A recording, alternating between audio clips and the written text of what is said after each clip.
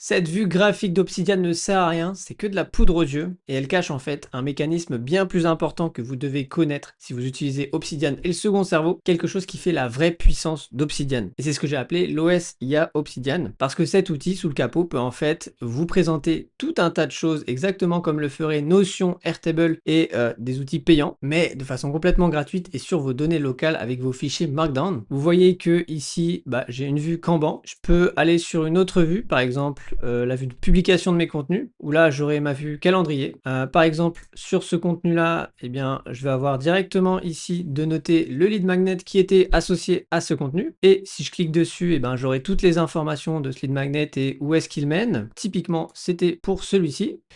Voilà, ici j'ai un dashboard que j'appelle contenu veille qui va faire tourner une automatisation de veille sur différents sujets, sur différentes plateformes. Il va me les mettre dans ces colonnes qui sont catégorisées par des types de contenus que je pourrais faire. Et donc tous les matins lorsque mon agent IA aura lancé la veille, eh bien j'aurai des contenus candidats. Donc je pourrai les analyser en cliquant simplement dessus et en regardant sur cet écran. Ici c'est un contenu qui me semble être bon pour moi, eh bien je le mettrai dans la colonne selected et on passera à l'étape suivante. Pour vous montrer un autre exemple, ici j'ai des contenus que j'ai déjà créés ou que je suis en train de créer. Ici la vidéo que je suis en train de tourner. Comme vous le voyez, toutes les informations, mais il y a aussi des fichiers associés avec le script de ma vidéo, mais aussi le slide deck qui me permet de présenter de façon plus propre tous ces éléments-là. Et donc je peux simplement cliquer sur l'index ici et il va m'ouvrir directement ça sur mon navigateur où là, l'IA aurait travaillé pour moi en amont pour créer un joli slide deck sur chacun des chapitres que je veux aborder. Et donc vous voyez, tout ça, c'est grâce à mon Obsidian OS. C'est le combo de Obsidian avec toutes ces features de visualisation, de base de données et le système OS IA dont je vous parle et qui fait en sorte que l'IA pilote tout ça de façon pérenne. Et encore là, j'ai même pas poussé le design si loin que ça parce que si on cherche un petit peu, eh ben, on peut avoir des designs super sympas sur Obsidian avec un autre affichage de calendrier, avec une to-do list,